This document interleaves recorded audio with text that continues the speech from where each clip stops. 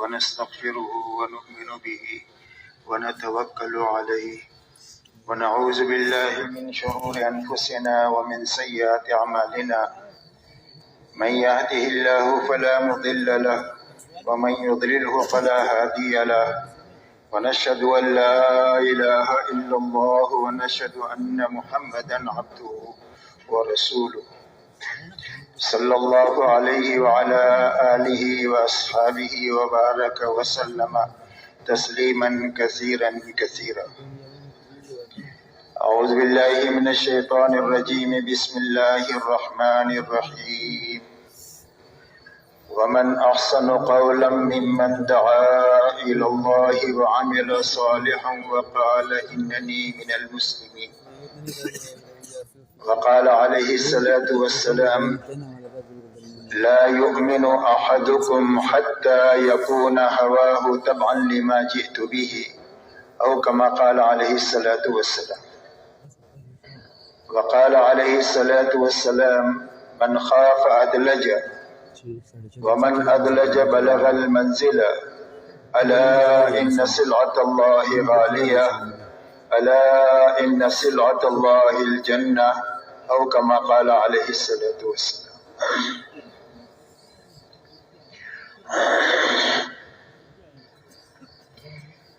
میرے محترم بزرگ اور دوستو، بات کے شروع ہونے سے پہلے چند باتیں اچھی طرح ہم سمجھ لیں تاکہ ان ساری مجالس میں بیٹھنے کا پورا نفع ملے. سب سے پہلی بات تو یہ ہے کہ ہر مجلس میں شروع سے لے کر اخیر تک رہیں تاکہ پوری بات کو سنیں، پوری بات کو سمجھیں. جب پوری بات سنیں گے اور سمجھیں گے تو ہی عمل پورا ہو سکے گا. اس لیے کہ ادھورے عمل پر پورا نفع نہیں ملتا جب تک عمل پورا نہ کیا جائے. اس کے لیے شروع سے لے کر اخیر تک رہنے کی نیت کریں. دوسری بات میرے دوستو یہ ہے کہ پوری بات کو جاگ کر سنیں. صبح کا وقت میں عام طور پر آنکھیں بند ہو جاتی ہے اور آنکھ بند ہو گئی تو کان بند ہو گئے. مجلس میں ہونے کے باوجود بھی کوئی بات دل تک جائے گی نہیں، اور جب بات دل تک نہیں پہنچے گی تو زندگی کے رخ کو صحیح نہیں کرے گی. معلومات سے زندگی نہیں بنتی ہے، دل میں بات پہنچنے کے راستے سے اور یقین کے راستے سے زندگی بنتی ہے. اس لیے جاگ کر سننے کا آسان راستہ یہ ہے کہ آنکھیں بند نہیں کرنا، نیچے نہیں دیکھنا، گھٹنوں میں ہاتھ نہیں ڈالنا. یہ ساری سونے کی نیت ہوتی ہے، بلکہ بات کرنے والے کی طرف دیکھتے رہنا. پھر بھی آنکھ بند ہونے لگے تو اپنی نیند آنکھوں کو مل کر نیند کو دور کیا جائے تاکہ مجلس کی کوئی خیر ہمارے ہاتھ سے چھوٹے نہیں. اپنے پڑوسی کو بھی دیکھتے رہیں، اگر کوئی سو رہا ہو تو پیار سے اس کو جگا دے، یا اس کے ساتھ خیر خواہی کی بات ہوگی. بات کو پورے دھیان اور توجہ سے سنیں کہ جسم بھی یہاں ہے اور دل دماغ بھی یہاں ہے، تاکہ بات کانوں کے راستے سے دل تک پہنچ جائے. جب بات دل تک پہنچ جاتی ہے تو زندگی کے رخ کو صحیح کر دیتی ہے. کتابوں میں واقع آتا ہے کہ ڈکیتی کی حالت میں گھر میں ڈکیتی ڈالنے کی کوشش ہو رہی ہے اور گھر کے اندر سے آواز آئی قرآن پڑھنے کی، أَلَمْ يَعْنِ لِلَّذِينَ آمَنُوا أَن تَخْشَعَ قُلُوبُهُمْ لِذِكْرِ اللَّهِ. کیا ایمان والوں کے لیے ابھی وقت آیا نہیں ہے کہ ان کے دل اللہ کے لیے ڈر جائیں اور اللہ کی طرف متوجہ ہو جائے؟ بس اس بات کا سننا تھا اور دل تک پہنچنا تھا کہ فوراً زبان سے نکلی آ گیا اور اپنی ساری برائی کے اسباب کو توڑ کر بیت اللہ پہنچ کر بہت بڑے والے اللہ والے بنے. اس لیے دل تک بات کے پہنچنے کا یہ اثر ہے. اللہ نے دین کی بات میں بہت طاقت رکھی ہے. لیکن شرط یہ ہے کہ یہ دل میں پہنچے. تو اس کے لیے جسم بھی یہاں ہو اور دل دماغ بھی یہاں ہو. اسی کے ساتھ آدمی عمل کی نیت سے سنے، اس لیے کہ اللہ کے یہاں سے جو داد و دہیش کا نظام ہے وہ آدمی کی نیت ہے. حدیث پاک میں فرمایا گیا وَإِنَّمَا لِكُلِّ امْرِئٍ مَّا نَوَىٰ، فرمایا ہر انسان کو وہ چیز ملے گی جس کی اس نے نیت کیا. جب عمل کی نیت سے بات سنیں گے تو بات محفوظ بھی ہو جائے گی دل دماغ میں، اور اللہ تعالیٰ عمل کی توفیق دیں گے جس کی وجہ سے جی چاہے نہ چاہے، حالات سازگار ہو ناسازگار ہو، ماحول مناسب ہو نامناسب ہو، ہر حال میں عمل کی توفیق ملے گی عمل کی نیت کی وجہ سے. اس لیے عمل کی نیت سے بات کو سننا، اسی کے ساتھ اچھی طرح سنتے ہوئے سمجھتے ہوئے اچھی طرح کرتے ہوئے پورے عالم میں اور ساری انسانیت تک بات کو پہنچانے کی نیت سے بات کو سننا. جب پورے عالم کی اور ساری انسانیت کی نیت کریں گے تو اللہ عالم کے اعتبار سے اور پوری انسانیت کے اعتبار سے اللہ تعالیٰ قبول فرمائیں گے. اور کام کے لیے جن اسباب اور وسائل کی ضرورت ہوگی وہ نیت کی برکت سے اللہ اپنے خزانے سے دیں گے. مال کی ضرورت ہے تو مال دیں گے، صلاحیت کی ضرورت ہے تو صلاحیت دیں گے، وقت کی ضرورت ہے تو مشغول سے مشغول آدمی سے اللہ وقت دے کر اپنے دین کا کام قبولیت کے ساتھ لے لیں گے نیت کی برکت سے. اس لیے پورے عالم میں اور ساری انسانیت تک بات کو پہنچانے کی نیت سے بات کو سنیں. تو عالم تو بہت بڑا ہے، کئی سو ملک ہے، اور انسان بھی 700 کروڑ انسان ہے دنیا میں. تو ساری دنیا میں اور سارے انسانوں تک جانے کا کیا راستہ ہے؟ ایک چھوٹی سی عمر میں تو سب تک پہنچنا نہیں ہو سکتا. تو پورے عالم میں اور ساری انسانیت تک بات کے پہنچانے کا راستہ یہ ہے کہ اپنی زندگی میں انتھک محنت کرتے ہوئے جہاں تک اور جتنوں تک جا سکتے ہیں جانا، اور جو فیس کام بک پیج باقی کو رہ جوائن گیا کریں، ہے تبلیغی بیانات اس کو آفیشیل پورا کرنے آن کے لیے یوٹیوب اپنی فیس زندگی بک. میں جزاکم اللہ بہترین تعالی. کام کرنے والے آدمی تیار کرنا، یہ محنت کا صحیح رخ ہے. اچھی طرح کرنا اور اچھی طرح کرنے والے آدمی تیار کرنا. حضور پاک صلی اللہ علیہ وسلم کو بہت بڑا کام دے کر کے دنیا میں بھیجا گیا. آپ کی محنت کا میدان پورا عالم ہے اور ساری انسانیت ہے اور قیامت تک کا زمانہ ہے.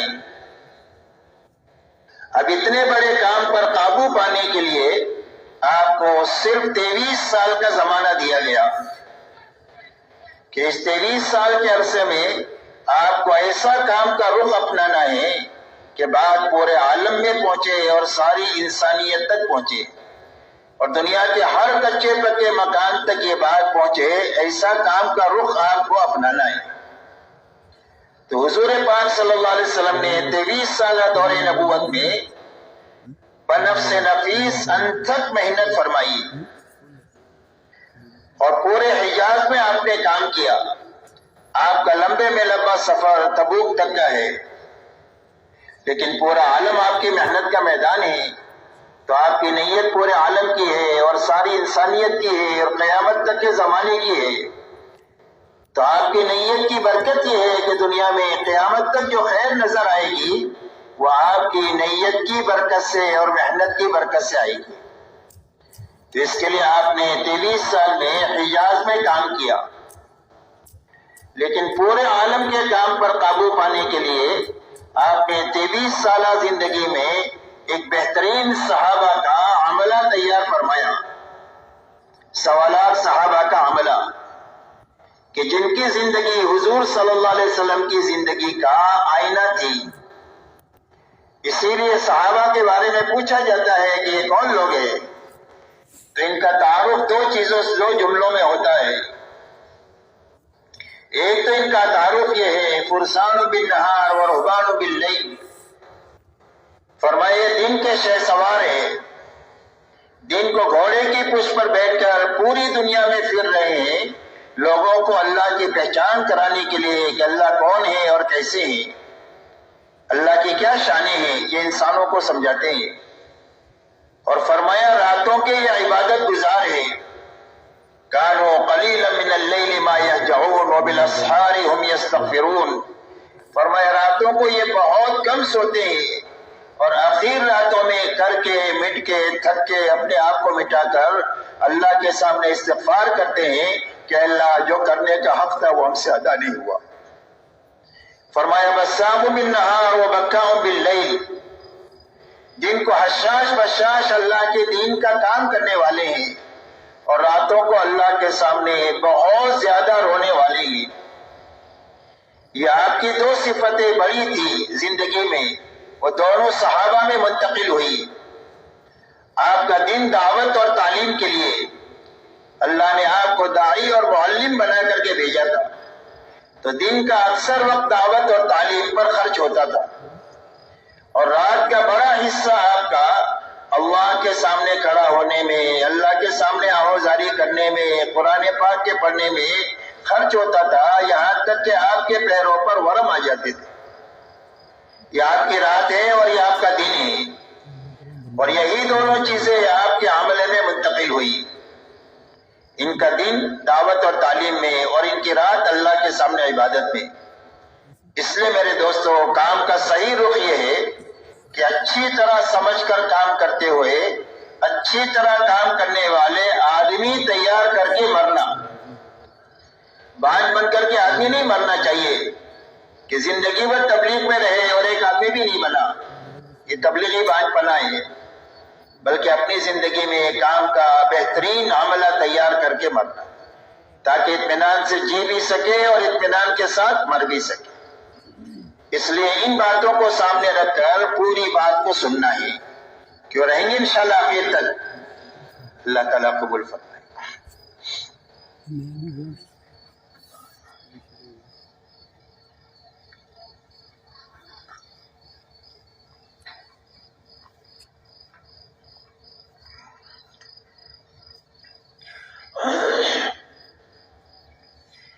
میرے محترم بزرگ اور دوستو، سمجھنے کی بات یہ ہے کہ اس روئے زمین پر انسانیت کے آنے کا اللہ نے ایک ہی راستہ بنایا ہے۔ مرد بھی، عورتیں بھی، شہزادے بھی، فقیر بھی، دنیا میں ہر انسان دنیا میں ایک ہی راستے سے آتا ہے، اور وہ راستہ ماں کا پیٹ ہے۔ ہر بچے کی پرورش اللہ 9 مہینے تک کم و بیش وقت میں اللہ اس کی تربیت فرما کر اپنے قدرت سے دنیا میں اس کو لاتے ہیں۔ ایسے ہی اس دنیا سے اپنی زندگی پوری کر کے آخرت کی کبھی نہ ختم ہونے والی زندگی کی طرف جانے کے لیے بھی ایک ہی راستہ ہے، اور وہ راستہ موت کا راستہ ہے۔ ہر انسان موت کے راستے سے آخرت کی زندگی کی طرف منتقل ہوتا ہے۔ ایسے ہی آنے اور جانے کے بیچ کی جو چھوٹی سی زندگی ہے اور موت کے بعد کبھی نہ ختم ہونے والی آخرت کی زندگی ہے، جس زندگی کے بارے میں اللہ والے یہ فرماتے ہیں کہ اگر آسمان اور زمین کے درمیان کی خالی جگہ کو رائی کے دانوں سے بھر دیا جائے اور ایک پرندہ 1000 سال میں ایک دانہ کھائے، تو ہو سکتا ہے کہ خرب خرب سال میں جا کر یہ دانے ختم ہو جائے، لیکن انسان کی زندگی جو موت کے بعد شروع ہوگی وہ زندگی ختم نہیں ہوگی۔ تو یہ دونوں زندگیوں کے بنانے کے لیے اللہ تعالیٰ نے اپنے پاس سے دین اتارا ہے، اور اپنی سنت روئے زمین پر یہ جاری فرمائی ہے کہ جو دینداری کے ساتھ جیے گا اور جو دینداری پر مرے گا، اللہ اس کی دنیا بھی اچھے سے اچھی بنا دیں گے اور اس کی آخرت بھی اچھے سے اچھی بنا دیں گے۔ اور جو بے دینی کے ساتھ جیے گا یا بے دینی پر مرے گا، تو اللہ نتیجتاً اس کی دنیا بھی اجاڑیں گے اور اس کی آخرت ایسی اجڑے گی کہ اس کے بعد کبھی بھی آبادی نہیں ہوگی۔ قیامت تک کے آنے والی انسانیت کو یہ بات سمجھانے کے لیے اللہ تعالیٰ نے قرآن پاک میں انبیاء علیہم السلام اور ان کے ماننے والوں کے واقعات کو بیان فرمایا ہے کہ ہر زمانے میں ان کی تعداد تھوڑی بھی رہی اور اسباب اور وسائل کے اعتبار سے بہت ہی کمی رہی، لیکن اس کے باوجود نتیجتاً اللہ تعالیٰ نے ان کو چمکا دیا۔ بھلے کچھ دنوں ان کے اوپر تکلیف کے حالات آئے، لیکن نتیجے میں اللہ نے ان کو کامیاب بھی کیا، ان کو چمکا بھی دیا۔ اور نہ ماننے والے اور نبیوں کی مخالفت کرنے والے ہر زمانے میں دنیاوی اعتبار سے بڑے بڑے نقشوں کے مالک ہوئے۔ کسی کے پاس ملک کا نقشہ ہوا، کسی کے پاس مال کا نقشہ ہوا، کسی کے پاس تجارت کا نقشہ ہوا، کسی کے پاس میں باغات کے نقشے ہوئے، کسی کے پاس میں وزارت کے عہدے ہوئے، غرض کسی کے پاس اکثریت ہوئی۔ غرض یہ کہ بڑے بڑے ان کے پاس وسائل ہوئے، لیکن نتیجتاً اللہ نے ان کو اجاڑ دیا، اور آخرت کے اجڑنے کی نبی کی زبانی اللہ نے خبر دیا۔ اور قرآن پاک میں ارشاد فرمایا فَكُلًّا أَخَذْنَا بِذَنبِهِ فَمِنْهُمْ مَنْ أَرْسَلْنَا عَلَيْهِ حَاصِبًا وَمِنْهُمْ مَنْ أَخَذَتْهُ الصَّيْحَةُ وَمِنْهُمْ مَنْ خَسَفْنَا بِالْأَرْضِ وَمِنْهُمْ مَنْ أَغْرَقْنَا وَمَا كَانَ اللَّهُ لِيَظْلِمَهُمْ وَلَكِنْ كَانُوا أَنفُسَهُمْ يَظْلِمُونَ۔ اللہ جل شانہ فرماتے ہیں ان میں کے ہر ایک کی ہم نے پکڑ کیا، اور پکڑنے کی بنیاد کیا ہوئی؟ فرمایا نافرمانی والی اور گناہوں والی زندگی ہوئی، جس کی بنیاد پر ہم نے ان کی پکڑ کیا۔ ان میں سے کسی پر ہوا کے عذاب کو بھیجا، جس نے ان کو اکھاڑ کر کے ایک دوسرے کے ساتھ ٹکرا کر موت کے منہ میں لے لیا۔ کسی پر فرشتے کی صیحہ اور چیخ کو مسلط کیا، جس سے ان کے کلیجے پھٹ گئے۔ کسی کو زمین کے اندر میں دھسایا اور کسی کو پانی میں ڈبایا۔ اور اللہ فرماتے ہیں اللہ کسی پر ظلم نہیں کرتے ہیں، یہی لوگ ہیں جنہوں نے اپنی اللہ کی نافرمانی کر کر اللہ کے عذاب کا اپنے آپ کو مستحق بنایا۔ اس لیے بنیادی بات یہ سمجھنے کی ہے اور پوری امت کو اور امت کے راستے سے ساری انسانیت کو سمجھانی ہے کہ اللہ کے یہاں سے کامیابی کا ایک ہی راستہ ہے، اور وہ صرف دین کا راستہ ہے۔ رہا دنیا میں جتنے اسباب ہیں چھوٹے بڑے، جس میں لوگ اپنی روزی روٹی کی تلاش میں لگتے ہیں، یا دنیا میں جتنے حالات انسانوں پر آتے ہیں اچھے یا برے، ان اسباب اور حالات کا تعلق نہ تو کامیابی کے ساتھ ہے نہ تو ناکامی کے ساتھ ہے، بلکہ ان کے گزارے کے لیے ہے اور ان کے امتحان کے لیے ہے۔ اللہ ہر انسان کو چھوٹے بڑے سبب میں رکھ کر اور اچھے برے حالات سے گزار کر کے آزمانا چاہتے ہیں کہ ہر آدمی اللہ کے حکم پر چلتا ہے یا اپنی خواہش پر چلتا ہے، اپنے حال کو سامنے رکھ کر چلتا ہے یا حال پر اللہ کی طرف سے آنے والے حکم کو پورا کر کے چلتا ہے۔ اس کی آزمائش کے لیے اللہ حالات اور اسباب دنیا میں بنائے ہیں، اس لیے کہ دنیا میں جینے کے دو ہی راستے ہیں، تیسرا کوئی بھی راستہ نہیں ہے۔ ایک راستہ حکموں والا راستہ ہے جو نبیوں والا راستہ ہے، اور ایک راستہ خواہشات والا راستہ ہے، من مانی والا راستہ ہے، اور جی چاہی والا راستہ ہے۔ اسی لیے اللہ تعالیٰ نے ان باتوں کو اچھی طرح سمجھانے کے لیے ہم سے جو پہلے لوگ گزرے ہیں، حضرت داؤد علیہ السلام اور حضرت سلیمان علیہ السلام کے پاس میں ملک کا بہت بڑا نقشہ تھا، اور اللہ نے ملک کے اس نقشے میں ان کو کامیاب کر دیا۔ اور فرعون اور نمرود کے پاس میں بھی ملک کا بہت بڑا نقشہ تھا، اللہ نے ان دونوں کو ملک میں رکھ کر اللہ نے ان کو ناکام بنا دیا۔ مال کا بہت بڑا نقشہ قارون کے پاس تھا، اس کے خزانے کی چابیاں ایک طاقتور جماعت اٹھایا کرتی تھی، آپ انداز لگائے اس کا کتنا بڑا خزانہ ہوگا، لیکن اللہ نے اس کو اس کے خزانے کے ساتھ زمین میں دسایا ہے، اور قیامت تک یہ دستہ ہی چلا جائے گا۔ دوسری طرف مال حضرت عبد الرحمن ابن عوف رضی اللہ تعالیٰ عنہ کے پاس تھا، اور اتنا زیادہ مال تھا کہ ان کے انتقال کے بعد جب وراثت کو تقسیم کیا گیا ہے وارثوں میں، تو سونے کی اینٹوں کو کاٹ کر تقسیم کرنے کے لیے کاٹنے والوں کے ہاتھوں میں چھالے پڑ گئے، لیکن اتنے بڑے مال نے حضرت عبد الرحمن ابن عوف کا نقصان نہیں کیا، بلکہ ان 10 صحابہ میں سے ہے کہ جن کو اللہ کے نبی صلی اللہ علیہ وسلم نے دنیا ہی میں جنت کی بشارت دیا۔ اسی لیے فرمایا نعم المال الصالح لرجل الصالح، فرمایا حلال مال ہے اور نیک آدمی ہے تو کیا حرج کی بات ہے، اس لیے کہ اس حلال مال سے وہ کام کیے جا سکتے ہیں جو بغیر مال سے نہیں ہو سکتے۔ تو مال یہاں بھی ہے، مال وہاں بھی ہے، وہاں ناکامی ہے، یہاں کامیابی ہے۔ تجارت قوم شعیب کے پاس تھی، بڑی بڑی منڈی آئی، اللہ نے قوم شعیب کو تجارت میں اجاڑ دیا، اور تجارت مدینہ منورہ میں مکہ کے مہاجرین کے پاس کی تھی، مہاجرین تجارت پیشہ تھی، اللہ نے ان کو تجارت میں چمکا دیا۔ باغات قوم سبا کے پاس تھے، اللہ نے قوم سبا کو باغات کے بڑے بڑے نقشوں میں رکھ کر اجاڑ دیا، نہ ماننے کی بنیاد پر۔ اور باغات انصار مدینہ کے پاس تھے، اللہ نے ان کو باغات میں رکھ کر چمکا دیا، اور اللہ نے ایسی برکت دیا کہ آج تک ساری دنیا مدینہ منورہ کی کھجوریں کھا رہی ہے۔ اس لیے بنیادی بات سمجھنے کی ہے کہ اللہ کے یہاں سے کامیابی کا کوئی بھی دنیا کا سبب نہیں ہے، اور کوئی بھی حال کامیابی ناکامی کے لیے نہیں ہے۔ اس کی مثال برتن کی ہے، اس پر کامیابی اللہ ہی کی طرف سے آئے گی اور ناکامی بھی اللہ ہی کی طرف سے آئے گی۔ کامیابی کے آنے کی بنیاد حکم کا پابند ہونا ہے، اور ناکامی کے آنے کی بنیاد خواہش پر اور اپنی منمانی پر چلنا ہے۔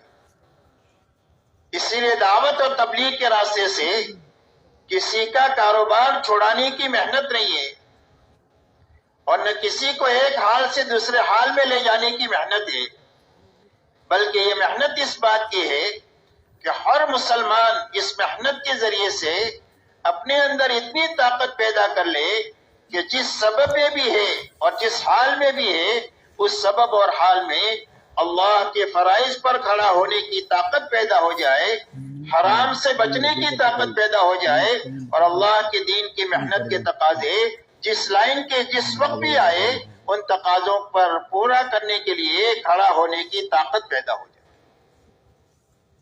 اس طاقت کے پیدا کرنے کے لیے دعوت اور تبلیغ کی محنت ہے، اس لیے کہ جس کام میں بھی آدمی اللہ کے فرائض کی ادائیگی کے ساتھ اور حرام سے بچتے ہوئے اور اللہ کے دین کی محنت کے تقاضوں کو پورا کرتے ہوئے چلے گا، اللہ تعالیٰ اس کے دین پر تو دیں گے ہی دیں گے، لیکن اس کے دنیا کے کام پر بھی اللہ اس کے بڑے بڑے انعامات دیں گے۔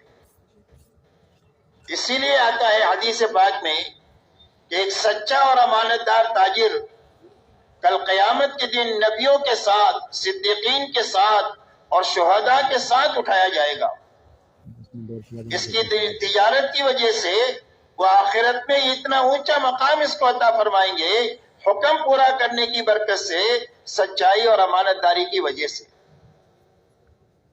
ایک کسان کھیتی کرتا ہے، جب تک کھیتی ہری بھری رہتی ہے وہ تسبیح کرتی رہتی ہے اور اس کا ثواب کسان کو ملتا ہے۔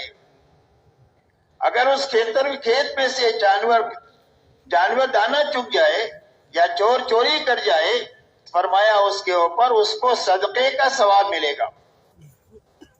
ایک غریب آدمی ہے، مزدور آدمی ہے، روز کماتا ہے، روز کھاتا ہے، لیکن حکم کی پابندی کے ساتھ کماتا ہے اور حکم کی پابندی کے ساتھ جیتا ہے، تو فرمایا شام کو تھک ہار کر کے اپنے مقدر کی روزی لے کر گھر پر واپس آئے گا اور اللہ کے خزانے سے مغفرت اور بخشش بھی لے کر آئے گا، اللہ اس کے سارے گناہوں کو بھی معاف فرما دے۔ ایک حاکم حکومت کرتا ہے لیکن انصاف کے ساتھ کرتا ہے، اللہ کی مخلوق کے اوپر بھلائی، ہمدردی، خیرخواہی کے ساتھ حکومت کرتا ہے، تو فرمایا قیامت کے دن جو 7 آدمیوں کو اللہ تعالیٰ عرش میں جگہ دیں گے، اس کے اندر میں وہ حاکم ہوگا کہ جو حکومت انصاف کے ساتھ اور انسانیت کے ساتھ ہمدردی کے ساتھ کرے گا۔ اس لیے میرے دوستو، یہ محنت اس بات کی ہے کہ ہر فرد امت میں پورے دین پر چلنے کی طاقت پیدا ہو جائے، اس لیے کہ مسلمان کسی بھی حال میں ناکام نہیں ہو سکتا ہے، شرط یہ ہے کہ وہ دیندار ہو۔ اسی لیے حدیث پاک میں آتا ہے کہ دنیا میں 4 قسم کے لوگ ہیں۔ ایک قسم تو وہ ہے کہ جس کے نصیب میں اللہ نے مال لکھا ہے اور وہ مالدار ہے، اس لیے کہ مال کا تعلق محنت سے نہیں ہے، اور مال کا تعلق آدمی کی عقل سے بھی نہیں ہے، یہ بہت عقل والا ہے اس کے لیے مالدار ہے، یا یہ بہت محنت کر رہا ہے اس کے لیے مالدار ہے، بلکہ مال کا تعلق اللہ کی تقسیم سے ہے، اور اللہ تعالیٰ تقسیم کے اندر میں علیم بھی ہے اور حکیم بھی ہے، تو اپنے علم اور حکمت سے کسی کو کم دیتے ہیں، کسی کو زیادہ دیتے ہیں، کسی کے لیے کم ہی مفید ہوتا ہے، اگر زیادہ مال آ جائے تو سرکش بن جائیے، اور کسی کے لیے زیادہ مناسب ہوتا ہے اگر اس کے ہاتھ سے مال نکل جائے تو کفر کے قریب چلا جائے۔ تو اللہ انسانوں کی مصلحت کو سامنے رکھ کر اپنے علم اور حکمت سے کم زیادہ دیتے ہیں اللہ تعالیٰ۔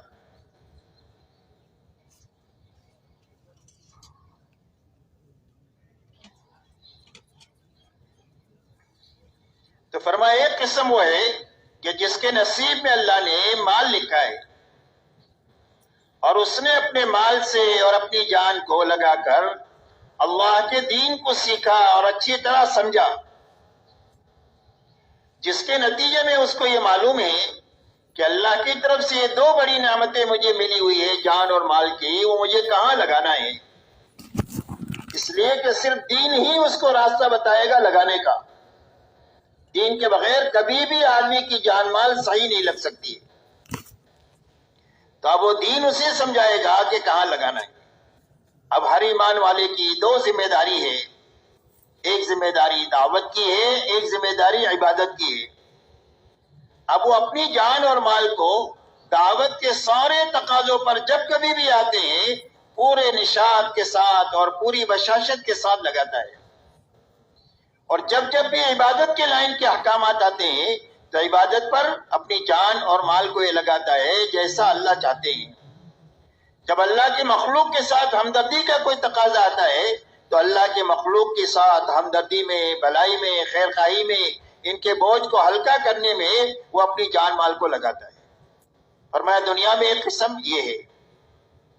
دوسری قسم دنیا میں وہ ہے کہ جس کے نصیب میں اللہ نے مال نہیں لکھا، جس کی بنا پر وہ غریب ہے، ضرورت تو اس کی بھی پوری ہوگی، ضرورت اس کی بھی پوری ہوگی، ضرورت کسی کی اٹکے گی نہیں، اس لیے کہ اللہ تو سب کے رب ہے، مالدار کی بھی رب ہے اور غریب کے بھی رب ہے، غریب کے بھی رب ہے۔ یہ ہو نہیں سکتا ہے کہ مالدار کو کھلائے اور غریب کو نہ کھلائے، صرف فرق اتنا ہے کہ مالدار زردہ پلاؤ لے گا یا چٹنی روٹی کھا لے گا، اور وہ بھی کھانے کا نظام صرف یہاں تک ہے، نیچے جانے کے بعد اس کو بھی گندگی بننا ہے، اس کو بھی گندگی بننا ہے۔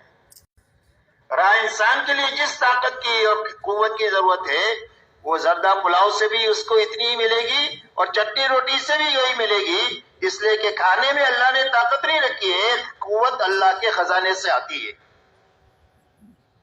تو اس لیے اللہ سب کے رب ہے، اس کی ساری ضرورتیں اللہ پوری کریں گے، فرق اتنا ہے ادنا اور اعلیٰ کا۔ لیکن اس غریب نے اپنی جان لگا کر کے دین کو سیکھ لیا اور سمجھ لیا کہ اس غربت میں اللہ سے بڑے بڑے انعامات کے لینے کا کیا راستہ ہے، اس لیے کہ دین کے سیکھنے کے لیے زیادہ مال کی ضرورت نہیں ہوتی ہے، اپنی جان لگانے کی ضرورت ہوتی ہے۔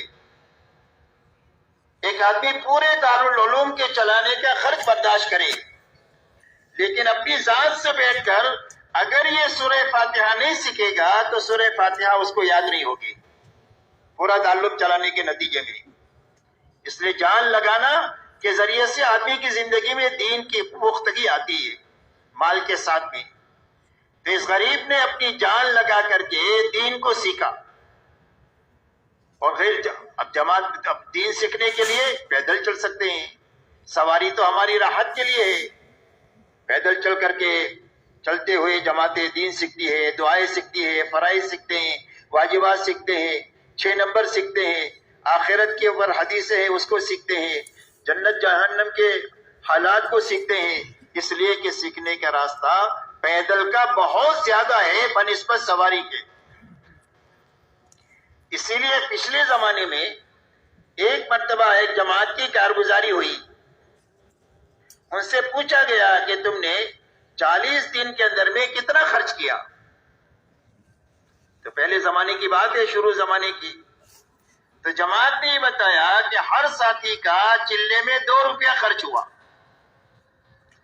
کتنے روپے کا چلہ؟ 2 روپے کا چلہ۔ تو پوچھنے والوں نے یہ پوچھا کہ گاڑی کھڑی رہتی ہوگی مسجد کے سامنے جو آپ کو ایک جگہ سے دوسری جگہ منتقل کرتی ہوگی جیسے ابھی ہو رہا ہے، اور کھانے کے لیے روز دعوتیں ہوگی بستی والوں کی طرف سے۔ تو جماعت نے کہا ایک دن دعوت نہیں ہوئی، ایک دن گاڑی نہیں آئی، پورے 40 دن میں ہم پیدل چلے، تہجد پڑھ کر کے نکل جاتے تھے سیکھتے سکھاتے ہوئے، اور چند گھنٹوں کے بعد اپنی بستی میں پہنچ کر کے وہاں محنت کرتے۔ محنت کے بعد 2 بجے کے قریب 2 ساتھی طے ہوتے جو باغ میں جا کر امرود لے کر کے آئے، جو اس زمانے میں چند پیسوں میں امرود کی ٹوکری مل جاتی تھی۔ بولے سارے ساتھی بیٹھ کر کے یہ امرود کھا لیتے تھے، یہی دوپہر کا کھانا ہے، یہی ناشتہ ہے، یہی رات کا کھانا ہے۔ پورے 40 دن کیسے گزارے؟ ایک ٹائم امرود کھا کر کے، اور پورے 40 دن پیدل چل کر کے جو ہے وہ گزارے، لیکن بہت بڑا دین کا حصہ حاصل کر کے آئے۔ تو اب ایک آدمی غریب ہے لیکن اس نے دین سیکھا، تو اب جب یہ مالدار دیندار کو دیکھتا ہے کہ یہ تو اللہ کے دین کے تقاضوں پر اور اللہ کے دین کی محنت کے تقاضوں پر اتنا لگاتا ہے، اگر اللہ مجھے بھی دیتے تو میں بھی اتنا ہی لگاتا جتنا ہی لگاتا ہے۔ تو حدیث پاک میں آتا ہے فَكِلَاهُمَا فِي الْأَجْرِ سَوَاءٌ، فرمایا اس مالدار دیندار کو لگانے پر جتنا اللہ دیں گے، اس غریب کی اس تمنا پر، اس آرزو پر کہ میرے پاس ہوتا تو میں بھی لگاتا، اللہ اس کو بھی اتنا ہی اجر عطا فرمائے۔ فرمایا تیسری قسم دنیا میں وہ ہے کہ جس کے نصیب میں اللہ نے مال لکھا، لیکن مال کے نشے میں آ کر کے اس نے دین کو نہیں سیکھا، دین کو پیٹ کے پیچھے ڈال دیا۔ اب اس کو معلوم ہی نہیں ہے کہ مال کہاں خرچ کرنا چاہیے، تو وہ اللہ کی نافرمانی میں، اللہ کی مخلوق کو ستانے میں اپنی جان اور مال کو لگا رہا ہے۔ فرمایا تیسری قسم دنیا میں یہ ہے۔ چوتھی قسم دنیا میں وہ ہے کہ غریب ہے، اس کے نصیب میں مال اللہ نے لکھا نہیں ہے، لہذا وہ غریب ہے، لیکن اس غریب میں جال لگا کر کے دین نہیں سیکھا، جس کی بنا پر اس کے دل کا جذبہ یہ ہے کہ اگر میرے پاس بھی مال ہوتا تو میں بھی ایسی عیاشی کرتا جیسے یہ مالدار بے دین کر رہا ہے۔ تو حضور پاک صلی اللہ علیہ وسلم ارشاد فرماتے ہیں فَكِلَاهُمَا فِي الْوِزْرِ سَوَاءٌ، فرمایا وبال کے اعتبار سے یہ دونوں برابر ہیں۔ جو پکڑ اور عذاب اس مالدار بے دین کا ہوگا، وہی غریب کا اس اندر کے دل کے جذبے کی وجہ سے اس کی بھی وہی پکڑ ہوگی۔ اس لیے میرے دوستو بنیادی بات یہ ہے کہ اللہ کے یہاں سے کامیابی کا، چمکنے کا، پھلنے اور پھولنے کا ایک ہی راستہ ہے اور وہ دین کا ہے۔ دوسری بات میرے دوستو یہ سمجھنی ہے کہ دین پر اللہ کی طرف سے کامیابی اس وقت ملے گی جب زندگیوں میں دین پورا ہو۔ اگر زندگیوں میں دین ادھورا ہے تو دنیا میں نقد مصیبتیں آئے گی اور آخرت میں جزا اور سزا کا معاملہ ہوگا۔ یہ ضابطے کی بات ہے، باقی اللہ کسی کو معاف کر دے تو اللہ کو کوئی بھی پوچھنے والا نہیں ہے، لیکن ضابطے کی بات یہ ہے کہ دین کی کمی کی وجہ سے دنیا میں حالات آئیں گے۔ اسی لیے فرمایا ما اصاب من مصیبت فبما کسبت ایدیکم ویعفو عن کثیر، فرمایا جو مصیبت بھی دنیا میں تمہارے پر آ رہی ہے، فرمایا تمہارے ہاتھوں کے کاموں کی وجہ سے آ رہی ہے، غلط کاموں کی وجہ سے، اور بہت ساری غلطیاں تو وہ ہے جو اللہ معاف فرما دیتے ہیں، ورنہ آدمی کے لیے جینا مشکل ہو جائے۔ تو دنیا میں ادھورے دین پر مصیبتیں آئے گی۔ آج دنیا میں مصیبتوں کی بنیاد ملک و مال کی کمی نہیں ہے، بلکہ دین کی کمی کی وجہ سے یہ مسائل ہے، یہ حالات ہیں اور یہ پریشانیاں ہیں۔ اس لیے میرے محترم دوستو، پورے دین پر اللہ کی طرف سے کامیابی آئے گی، اللہ کی طرف سے وعدے پورے ہوں گے، اس لیے کہ اللہ تعالیٰ نے دین کے اوپر، دین کے ہر عمل پر آخرت کے بنانے کا وعدہ بھی کیا ہے اور دنیا کا بھی وعدہ کیا ہے۔ فرمایا ایک آدمی اللہ کا ذکر کرتا ہے تو ذکر سے کیا ہوگا؟ فرمایا جنت میں اس کے لیے پودے لگیں گے اور ایک ایک پودا اتنا بڑا ہوگا کہ ایک تیز رفتار گھوڑا 100 سال تک اس کے سائے میں دوڑتا رہے تو سایہ ختم ہو کر بھی نہیں دے گا۔ یہ ایک سبحان اللہ کا بدلہ ہے، آخرت میں یہ انعام ملے گا۔ اور دنیا میں فرمایا دنیا میں ذکر کی بنیاد پر اللہ دلوں کو اطمینان عطا فرمائیں گے۔ ملک و مال سے اطمینان نہیں ہوتا، وسائل راحت کے ہو سکتے ہیں لیکن راحت نہیں آ سکتی، اسباب اطمینان جمع کیے جا سکتے ہیں لیکن اطمینان نہیں آ سکتا، اس لیے کہ راحت صرف اللہ کے خزانے سے آتی ہے۔ اس لیے اگر آپ دنیا پر نگاہ ڈالیں گے تو دنیا میں جتنی خودکشیاں ہو رہی ہے وہ غریب نہیں کر رہے ہیں بلکہ وہ لوگ کر رہے ہیں جن کے پاس بہت زبردست مال کے وسائل ہے، زبردست ان کے پاس بینک بیلنس ہے اور زبردست ان کے پاس سامان ہے، لیکن ان کے دلوں میں اتنی تنگی ہے کہ جو جینے کے بجائے مرنے کو پسند کرتے ہیں اور خودکشی کر کے مر جاتے ہیں۔ اس لیے یہ دل دنیا کا نفع ہے اور یہ آخرت کا نفع ہے۔ فرمایا نماز کی وجہ سے بے حساب جنت میں داخل کریں گے، پل صراط پر بجلی کی طرح گزار دیں گے۔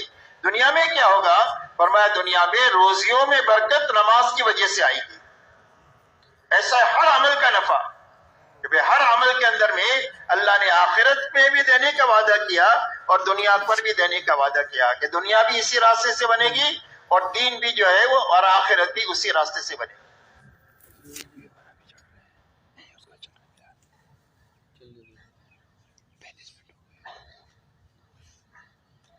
اس لیے سمجھنے اور امت کو سمجھانے کی بات ہے، اس بات کی محنت ہو رہی ہے کہ ہر فرد امت میں اتنی طاقت پیدا ہو جائے کہ اللہ کے ہر حکم پر چل جائے، اللہ کے ہر نافرمانی سے بچ جائے اور اللہ کے ہر دین کی محنت کے تقاضے پر کھڑا ہو جائے۔ اب پورا دین کے سمجھنے کا راستہ کیا ہے کہ پورا دین کیا ہے، اس کی نظیر اور مثال کہاں سے ملے گی؟ تو میرے محترم دوستو، اگر ہم یہ سمجھنا چاہتے ہیں کہ پورا دین کیا ہے تو اس کے لیے ایک ہی راستہ ہے کہ ہم حضور صلی اللہ علیہ وسلم اور صحابہ کی زندگی کو دیکھیں،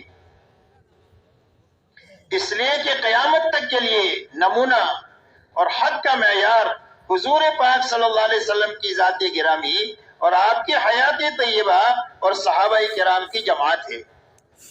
اسی لیے فرمایا لقد کان لکم فی رسول اللہ اسوۃ حسنہ، تمہارے لیے حضور صلی اللہ علیہ وسلم کی زندگی میں بہترین نمونہ ہے۔ حضرت عبداللہ ابن مسعود رضی اللہ تعالیٰ عنہ فرماتے ہیں کہ جو کسی کی راہ چلنا چاہے وہ اصحاب محمد صلی اللہ علیہ وسلم کے پیچھے پیچھے چلے، اس لیے کہ یہ دلوں کے بہت پاک لوگ تھے، علم کے بہت گہرے تھے اور تکلفات سے بالکل پاک تھے۔ آپ سے پوچھا گیا حق کیا ہے؟ فرمایا ما انا علیہ و اصحابی، فرمایا قیامت تک حق وہ ہے جس پر میں ہوں اور میرے صحابہ ہیں۔ جب تک ہم حضور صلی اللہ علیہ وسلم اور صحابہ کی زندگی کو سامنے رکھ کر نہیں چلیں گے، جب تک ہماری دینی کمی کا ہم کو پتہ نہیں چلے گا۔ اس لیے کہ آج ہماری دیکھنے کا معیار یہ ہے کہ دنیا کے معاملے میں ہم اپنے سے اوپر والوں کو دیکھتے ہیں، 100 پتی 1000 پتی کو دیکھے، 1000 پتی لکھ پتی کو دیکھے، لکھ پتی کروڑ پتی کو دیکھے، کروڑ پتی ارب پتی کو دیکھے، ارب پتی خرب پتی کو دیکھے، خرب پتی ملک والے کو دیکھے کہ میرے پاس تو مال ہی ہے، میرے پاس تو کوئی پاور نہیں ہے۔ تو ہر آدمی اوپر دیکھتا ہے اور دین کے معاملے میں ہر آدمی اپنے سے نیچے والے کو دیکھتا ہے۔ ایک آدمی 5 وقت کا نمازی ہے تو وہ 3 وقت والے کو دیکھتا ہے، الحمدللہ میں تو 5 وقت کا نمازی ہوں، بہت سارے مسلمان صرف 3 وقت کی پڑھتے ہیں۔ 3 وقت والے جمعہ والوں کو دیکھتے ہیں، ہم تو 3 وقت کے پڑھتے ہیں، کتنے مسلمان صرف جمعہ میں آتے ہیں۔ اور جمعہ والے ان کو دیکھتے ہیں جو جمعہ بھی نہیں پڑھتے، اور جو جمعہ نہیں پڑھتے، جمعہ بھی نہیں پڑھتے ہیں، وہ کہتے ہیں کہ بھئی ہم تو صرف نمازی تو نہیں پڑھتے، ہم کوئی شرابی کبابی ہے۔ کتنے مسلمان پتہ نہیں کیا کیا جرائم میں ہیں، ہم کو کیا سمجھاتے ہو، ان کو جا کر سمجھاؤ۔ اور ان سے اگر ملا جائے تو وہ کہتے ہیں کہ بھئی ہم نے تو کلمہ پڑھا ہے، جنت تو ہمارے لیے ہے، آپ تو بے ایمانوں کو جا کر کلمہ پڑھاؤ۔ تو ہر آدمی اپنے بارے میں مطمئن ہے، اور مطمئن ہونے کی وجہ یہ ہے کہ ہمیں اپنی دینی کمی کا احساس نہیں ہے۔ احساس اس لیے نہیں ہے کہ ہم نیچے دیکھتے ہیں، اوپر نہیں دیکھتے۔ حالانکہ حکم یہ ہے کہ دنیا کے معاملے میں اپنے سے نیچے والوں کو دیکھا جائے۔ جب دنیا کے معاملے میں سے اپنے سے نیچے والوں کو دیکھا جائے گا تو ہمارے اندر صبر اور شکر کی کیفیت پیدا ہوگی۔ اور اللہ تک پہنچنے کے یہ دو راستے ہیں، ایک شکر کا ہے اور ایک صبر کا ہے۔ تو جب دنیا کے معاملے میں اپنے سے نیچے والوں کو دیکھیں گے اور دین کے معاملے میں اپنے سے اوپر والوں کو دیکھیں گے، یعنی حضور صلی اللہ علیہ وسلم اور صحابہ کو دیکھیں گے، تو اللہ تعالی ہمیں ایک تو دینی کمی کا احساس ہمارے اندر پیدا کریں گے، اور ایک صبر اور شکر کی کیفیت اللہ ہمارے اندر پیدا فرمائے، جو اللہ تک پہنچنے کا راستہ ہے۔ اس لیے میرے محترم دوستو، یہ حکم ہے کہ دنیا کے معاملے میں نیچے دیکھا جائے، دین کے معاملے میں اوپر دیکھا جائے۔ جو اس طریقے سے زندگی گزارے گا اس کا شمار شاکرین میں سے ہوگا اور اس کا شمار صابرین میں سے ہوگا۔ اگر یہ بات نہیں پیدا ہوئی اور ہم نے اوپر نہیں دیکھا، اپنے ماحول ہی سے دین کو سمجھنے کی کوشش کیا، تو میرے دوستو غلط فہمی کے ساتھ زندگی گزرے گی اور اسی پر موت آئے گی۔ آدمی سمجھے گا میں حق پر ہوں، حالانکہ باطل پر ہوگا، اس لیے کہ اپنے ماحول سے دین کو سمجھا ہی نہیں جا سکتا اور اپنی کمی کا پتہ چل ہی نہیں سکتا ہے، اور غلطی پر ہوگا اور اپنے آپ کو صحیح سمجھتا رہے گا، وہ ہدایت پر سمجھتا رہے گا۔ اور اسی حالت میں اگر موت آ گئی تو پھر کل قیامت کے دن یہ خون کے آنسو روئے گا، لیکن اس کے آنسوؤں کا پوچھنے والا کوئی نہیں ہوگا۔ اس لیے دعوت اور تبلیغ کے راستے سے اس بات کی محنت ہے کہ ہر آدمی اپنے غلط ماحول سے نکل کر ایک پاکیزہ ماحول میں آئے، اور پاکیزہ ماحول میں آ کر اپنے چہرے کو حضور صلی اللہ علیہ وسلم اور صحابہ کے آئینے میں دیکھے، تاکہ پتہ چلے کہ میں کہاں ہوں اور مجھے کہاں ہونا چاہیے۔ اس لیے میرے دوستو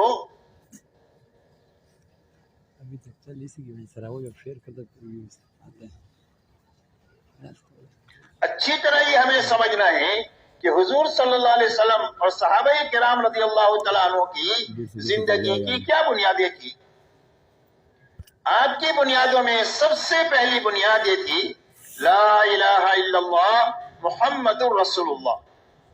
صحابہ فرماتے ہیں کہ ہم نے پہلے ایمان سیکھا اور اس کے ساتھ قرآن سیکھا، اس لیے کہ قرآن پر عمل کی جو طاقت ملے گی وہ ایمان کی طاقت سے ملے گی۔ 13 سالہ مکی زندگی میں ایمان کی محنت ہے، مغیبات کے تذکرے ہیں، اللہ کی قدرت کے اور خزانوں کے تذکرے ہیں کہ جس کے ذریعے سے اللہ کے حکموں پر چلنے کی طاقت پیدا ہوئی، اور جتنی طاقت پیدا ہوتی گئی اتنے اللہ کی طرف سے احکامات آتے گئے، اور جب طاقت پیدا ہوتے ہوئے اعمال آتے گئے تو وہ اعمال عمل میں بھی آتے گئے احکامات، اور 23 سال میں استعداد مکمل ہوئی، اور 23 سال میں قرآن کا اترنا بھی مکمل ہوا، اور 23 سال کے اندر میں قرآن پر عمل بھی مکمل ہو گیا۔ ان کے بارے میں آتا ہے کانو کتاب اللہ یمشون الارض، زمین پر اللہ کی چلتی پھرتی کتاب تھی۔ کسی سے پوچھا گیا تمہارا قرآن کہاں ہے جو آسمان سے اترا؟ تو ایک صحابی کی طرف اشارہ کیا کہ یہ ہمارا چلتا پھرتا قرآن ہے۔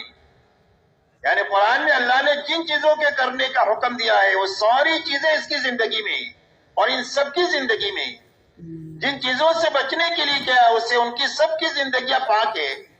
جن صفات سے متصف ہونے کے لیے اللہ نے کہا ہے ان صفات سے یہ متصف ہے، جن صفات سے دور رہنے کا حکم دیا گیا ہے ان صفات سے ان کی زندگیاں پاک ہے۔ یہ قرآن پاک ہے جو زمین پر چل پھر رہا ہے۔ اس لیے سارے صحابہ کے بارے میں آتا ہے کانو کتاب اللہ یمشون الارض، فرمایا زمین پر اللہ کی چلتی پھرتی کتاب تھی۔ تو پورا قرآن عملی طور پر زندگی میں آنے کا اور دین کی محنت کے تقاضوں پر کھڑے ہونے کا سب سے پہلا راستہ یہ ہے کہ ہر ایمان والے کا کلمہ ٹھیک ہو جائے. اسی لیے فرمایا الایمان ما وقر فی القلب وصدقہ العمل. فرمایا ایمان کیا ہے؟ فرمایا ایمان یہ ہے کہ دل میں یہ بات راسخ ہو جائے. ایمان کا تعلق دل سے ہے. موت کے وقت میں آدمی کی زبان سے وہ بات نکلے گی جو اس کے دل میں ہے. اگر دل میں اللہ ہے تو اللہ نکلے گا، دل میں دنیا ہے تو موت کے وقت میں آدمی کی زبان سے دنیا نکلے گی. تو فرمایا ایمان وہ ہے جو دل میں راسخ ہو اور 24 گھنٹے کا عمل اس کے ایمان کی تصدیق کرے کہ یہ ایمان والا ہے. اس لیے کہ دنیا میں اللہ نے جتنے انسان بنائے ہیں سب ایک ہی جیسے بنائے ہیں. سب کے 2 ہاتھ ہیں، سب کے 2 پیر ہیں، سب کی 2 آنکھیں ہیں، سب کے 2 کان ہیں، سب ایک ہی جیسے بنائے ہیں. تو اس ایمان کا اور کفر کا پتہ کیسے چلے گا؟ فرمایا 24 گھنٹے کی زندگی بتائے گی کہ یہ ایمان والا تاجر ہے، اور یہ ایمان والا کسان ہے، اور یہ ایمان والا غریب ہے، اور یہ ایمان والا مالدار ہے، اور وہ ایمان والی عورت ہے، وہ ایمان والا جوان ہے، وہ ایمان والا بوڑھا ہے، یہ ایمان والا حاکم ہے. ان کی 24 گھنٹے کی زندگی بتائے گی کہ یہ ایمان والا ہے. اس لیے کہ ایمان کے تقاضوں میں سب سے بڑا تقاضا ہے کہ یہ آزاد نہیں ہوگا، یہ پابند ہوگا. ایمان کے تقاضوں میں سب سے بڑا تقاضا کیا ہے؟ کہ بھئی آزاد نہیں ہوگا بلکہ ہر قدم پر یہ پابند ہوگا اللہ کے حکم کا، نبی کے طریقے کا، اور اپنی نیت میں اللہ کو راضی کرنے کے جذبے کا یہ پابند ہوگا.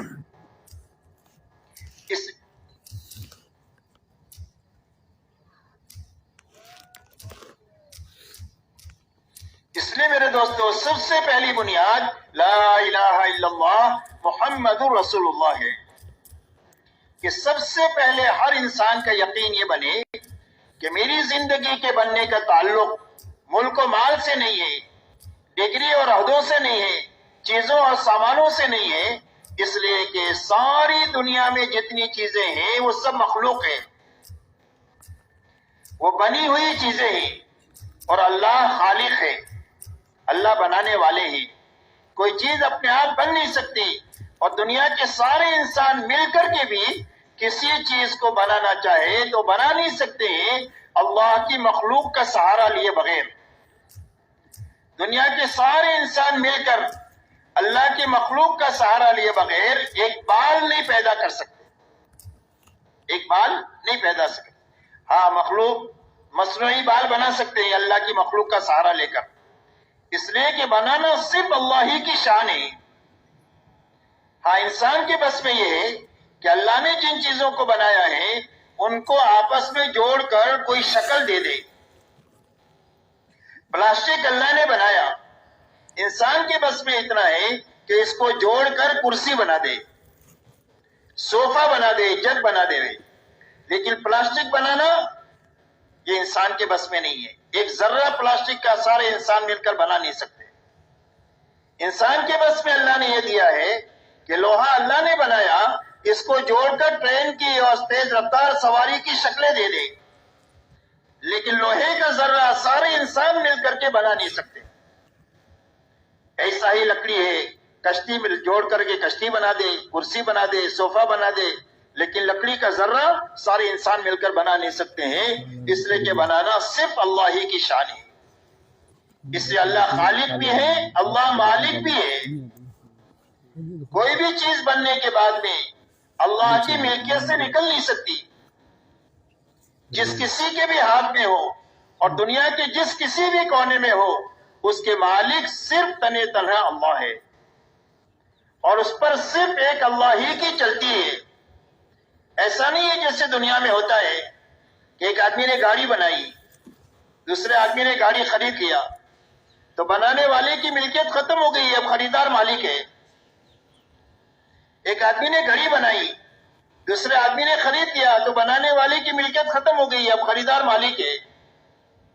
لیکن کائنات کی جتنی بڑی چھوٹی بڑی چیزیں جہاں کہیں بھی ہے اور جس کسی کے بھی ہاتھ میں ہے، تنے تنہا اس کے مالک صرف اللہ ہے، اور اسی اللہ ہی کی اس پر چلتی ہے،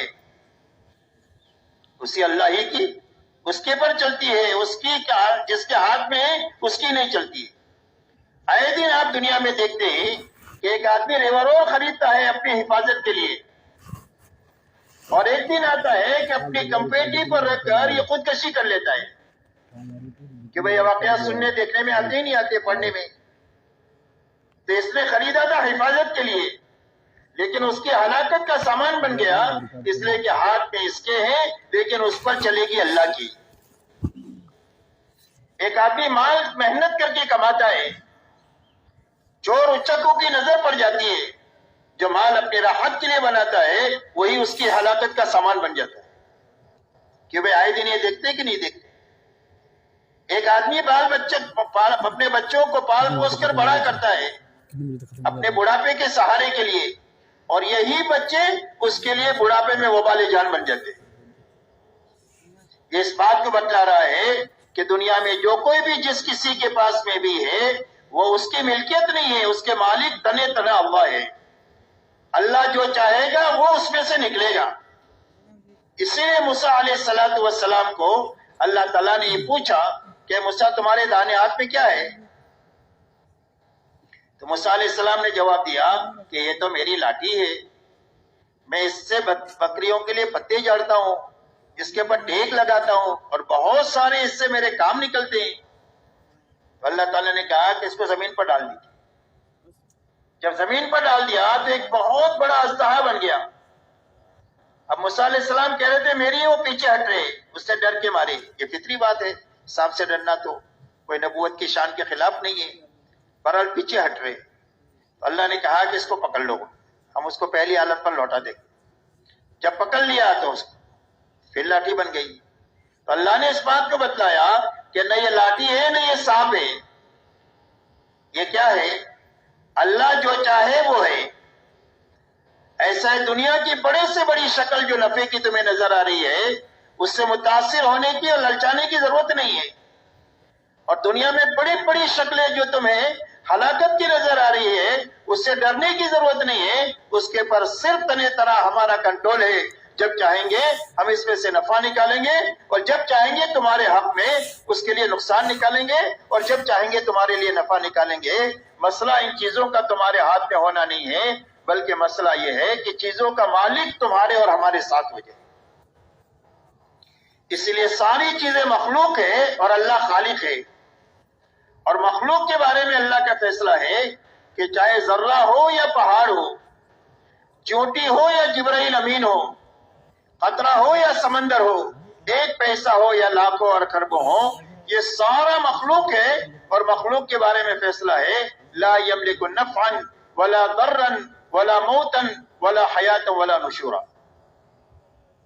فرمایا دنیا کی کسی چیز کے ہاتھ میں نہ کسی کی زندگی کا بنانا ہے اور نہ کسی کی زندگی کا اجاڑنا ہے، نہ کسی کو مارنا ہے اور نہ کسی کو زندگی دینا ہے اور نہ کسی کو مار کر زندہ کرنا ہے۔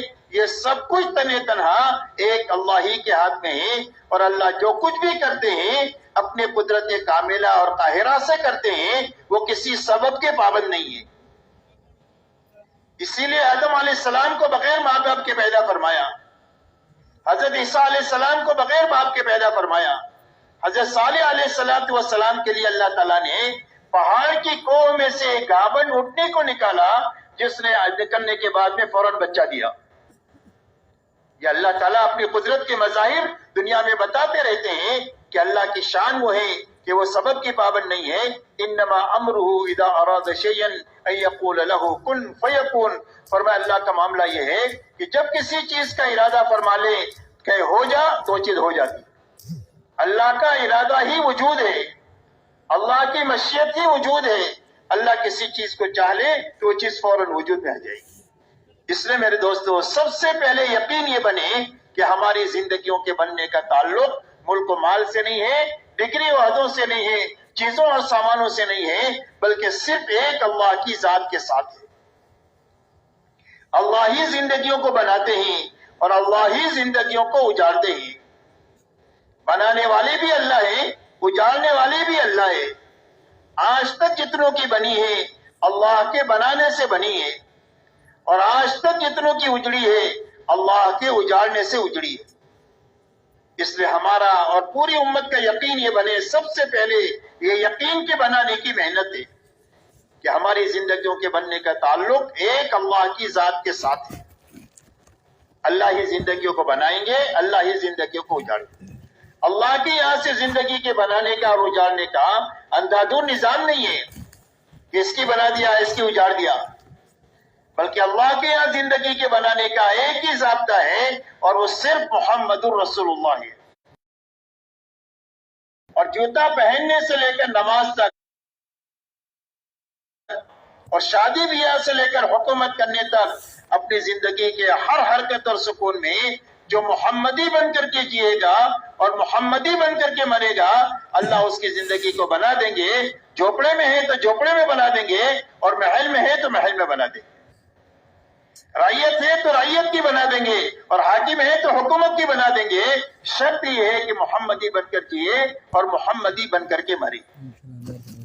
اس لیے کہ اللہ والا بننے کا شارٹ کٹ راستہ اور معمول راستہ، سارے خطرات سے محفوظ راستہ، یہ سنت والا راستہ ہے کہ جو آدمی اپنی 24 گھنٹے کی زندگی میں حضور صلی اللہ علیہ وسلم کے نقش قدم پر چلے گا اور آپ کی لائی ہوئی زندگی کے مطابق زندگی گزارے گا، اللہ اس کی زندگی کو بنا دیں گے اور اللہ اس کو اللہ والا بنا دیں گے۔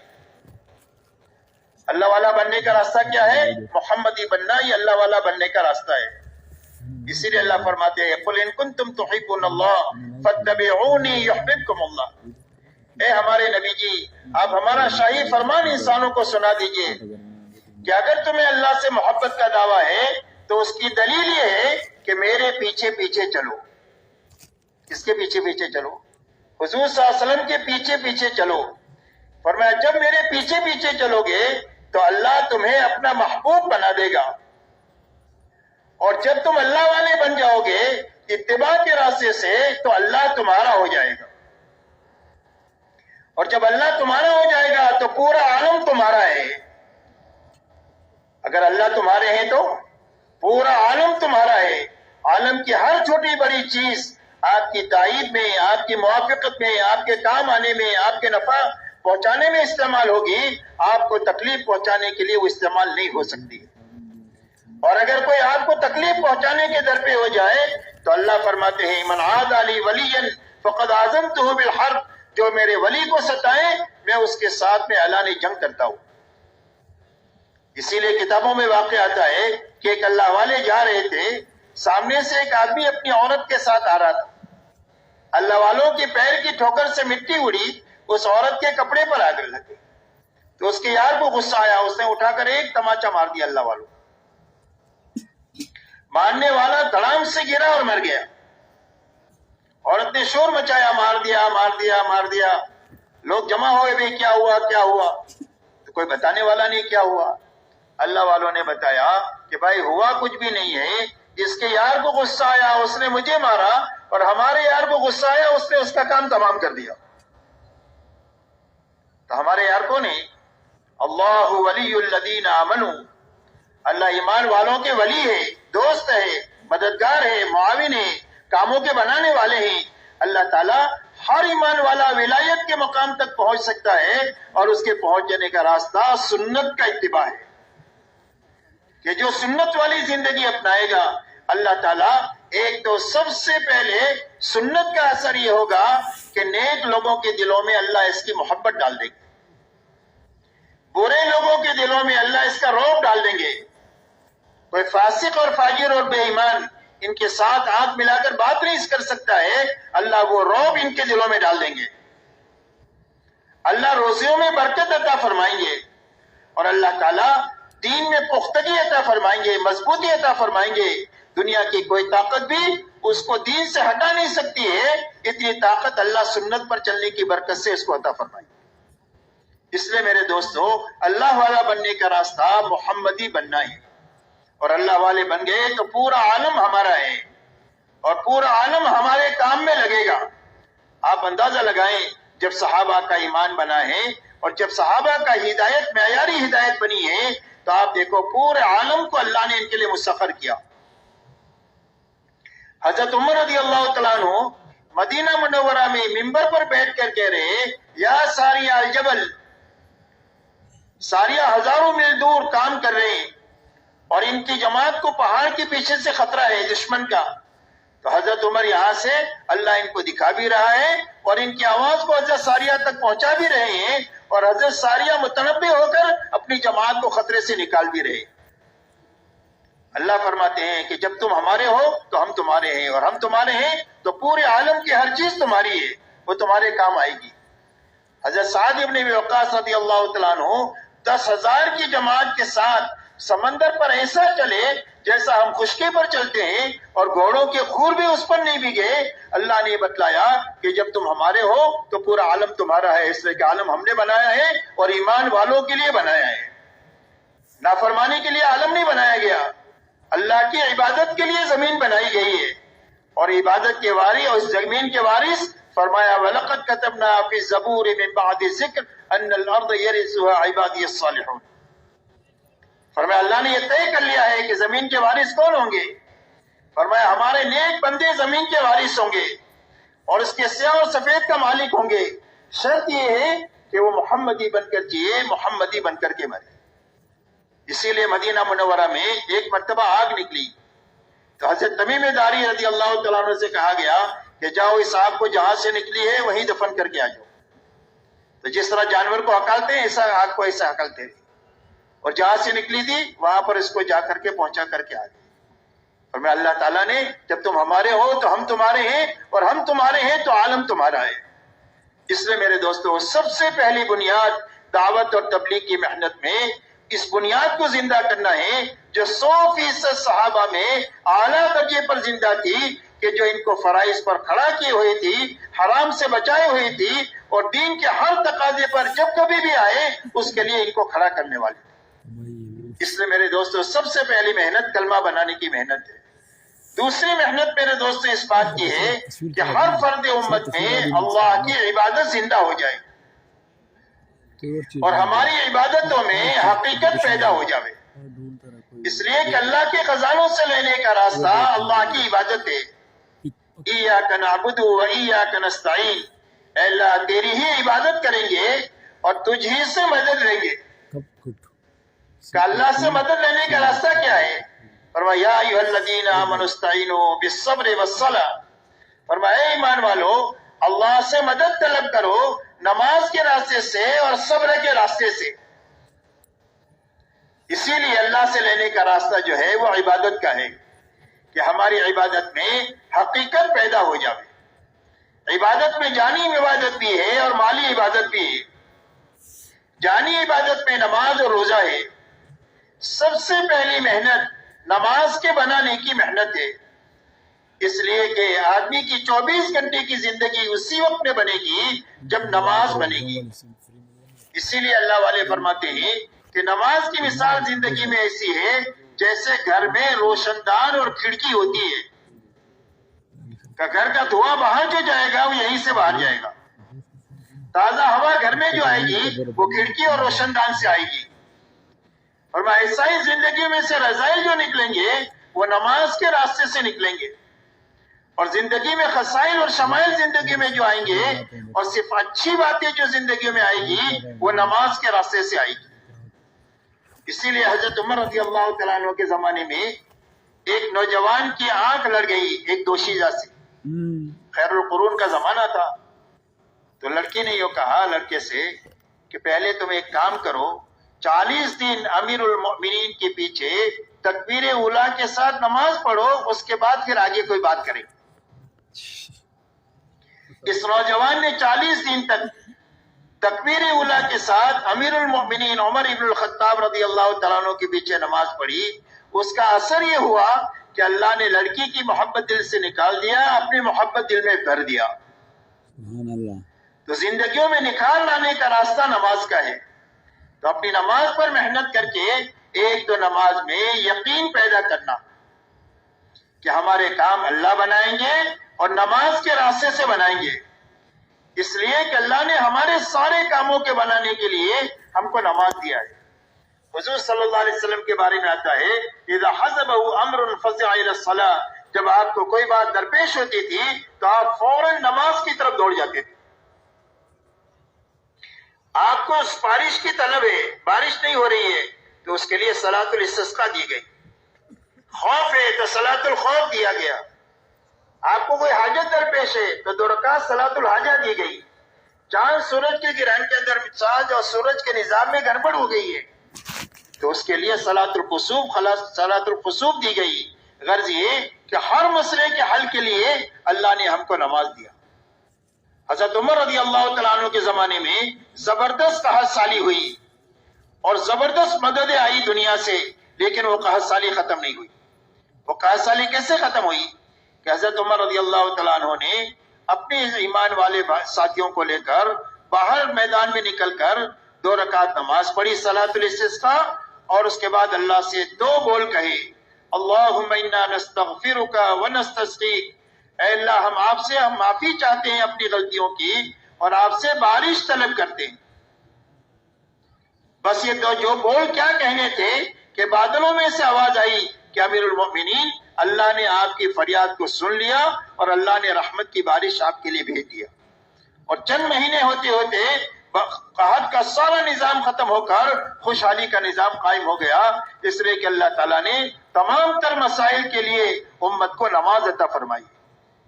اس لیے نماز پر محنت کر کے اپنی نماز میں یقین پیدا کرنا کہ اللہ ہمارے کام بنائیں گے اور نماز کے راستے سے بنائیں گے. زندگی میں جب کبھی بھی چھوٹا بڑا مسئلہ آئے تو ہماری نگاہ اللہ پر جانی چاہیے اور نماز پر جانی چاہیے کہ ہم اپنے اللہ سے پہلے کہیں گے اور نماز پڑھ کر کہیں گے. اللہ نے ہم کو اس کا وعدہ کیا ہے کہ تم ہم سے مدد طلب کرو، نماز کے ذریعے سے اللہ ہماری مدد کریں گے. اللہ پر یقین اور نماز پر یقین. دوسرا، نماز ہمارے لیے بوجھ نہ ہو بلکہ فضائل کے راستے سے ہمارے اندر میں اللہ کے سامنے کھڑے ہونے کا، اللہ کے سامنے سجدے میں پڑے رہنے کا، لمبی لمبی نوافل پڑھنے کا ہمارے اندر میں شوق پیدا ہو جائے کہ اللہ نے کھڑے ہونے کا موقع دیا ہے تو لمبا قیام کیا جائے، بڑی بڑی صورتیں پڑھی جائے نوافل میں، لمبا رکوع کیا جائے، لمبا سجدہ کیا جائے. اس لیے کہ سجدہ کرنے والا رحمان کے قدموں میں جیسا کہ اللہ کے شایان شان ہے آدمی اس میں ہوتا ہے. اور المصلی یناجی ربہ، فرمایا نمازی آدمی تو اپنے رب کے ساتھ مناجات کرتا ہے، چپکے چپکے اللہ سے بات کرتا ہے نماز میں. جب یہ کہتا ہے الحمدللہ رب العالمین، تمام تعریفیں اس اللہ کے لیے ہیں جو تمام جہانوں کے پالنے والے ہیں، تو اللہ جواب دیتے ہیں حمدنی عبدی. یہ یہاں سے کہتا ہے الحمدللہ رب العالمین، اللہ فرماتے ہیں حمدنی عبدی، میرے بندے نے میری تعریف کیا. جب یہ کہتا ہے الرحمن الرحیم، اللہ فرماتے ہیں اثنا علی عبدی، میرے بندے نے میری ثنا بیان کیا. جب یہ کہتا ہے مالک یوم الدین، کہ اللہ آپ تو یوم جزا کے مالک ہے، تو اللہ فرماتے ہیں مجدنی عبدی، میرے بندے نے میری بزرگی اور بڑائی بیان کی. اور جب یہ کہتا ہے ایاک نعبد و ایاک نستعین، اللہ فرماتے ہیں ھذا بینی و بین عبدی، یہ میرے اور میرے بندے کے درمیان میں عہد و عہد ہے، عبادت میرے لیے ہے اور مدد میرے بندے کے لیے ہے.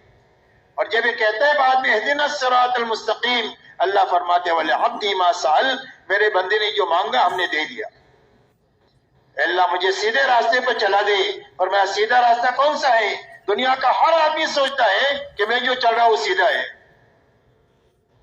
تو اللہ نے صراط مستقیم کی تعین فرما دیا کہ صراط مستقیم کیا ہے. فرمایا صراط مستقیم وہ ہے کہ جس پر اللہ کا انعام ہوا وہ سیدھا راستہ ہے، اور جن کے اوپر اللہ کا غضب نازل ہوا اور جو گمراہ لوگ ہیں ان کا راستہ سیدھا راستہ کبھی نہیں ہو سکتا ہے. اور کس پر اللہ نے انعام فرمایا؟ دوسری آیت میں فرمایا نبیین ہیں، صدیقین ہیں، شہداء ہیں اور صالحین ہیں. یہ 4 جماعتیں وہ ہیں جس پر اللہ کا انعام ہوا ہے اور ان کا راستہ سیدھا راستہ ہے. اے اللہ مجھے اس کی توفیق دے. اللہ فرماتے ہیں وَلِعَبْدِي مَا سَأَلَ، میرے بندے نے جو مانگا ہم نے اس کو دے دیا. اس لیے میرے دوستو ایک تو نماز میں یقین پیدا ہو، دوسرا شوق پیدا ہو فضائل کے راستے سے، تیسرا نماز میں علم آئے، مسائل کا علم، سنن کا علم، تاکہ نماز ہماری علم کی روشنی میں ہو. کس چیز سے نماز ٹوٹ جاتی ہے؟ بعض مرتبہ آدمی کی نماز ٹوٹ جاتی ہے پتہ بھی نہیں چلتا اس کو. اب ایسی بعض مرتبہ نماز ایسی پڑھتا ہے کہ اس کے سر کے اوپر جاتی ہی نہیں، زندگی بھر نماز پڑھی اور اللہ کے مقبول نہیں ہوئی، تو میرے دوستو کیا حاصل ہوگا؟ اس لیے اپنی نماز پر محنت کر کے اس کے اندر میں شوق پیدا کرنا، علم حاصل کرنا، علماء کے ذریعے سے مسائل کو سیکھنا، فضائل کی تعلیم کے ذریعے سے اس پر ملنے والے انعامات کو اتنا سننا کہ عمل کے وقت میں اس کا استحضار ہم کو حاصل ہو جائے.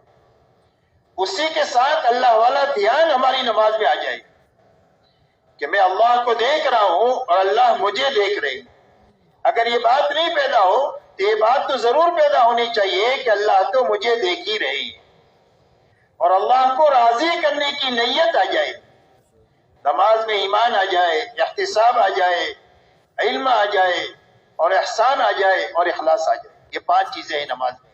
فرمایا یہ 5 چیزیں نماز میں آ جائے گی تو یہ نماز ایسی بن جائے گی کہ جو چاہے گا اگر اس کے لیے مصلحت ہوگی تو اللہ اس کو دنیا میں اس کے راستے سے دے دیں گے، اور اگر اس کی مصلحت دنیا میں نہیں ہوئی تو اللہ آخرت میں اس کا پورا بدلہ اس کو عطا فرمائے.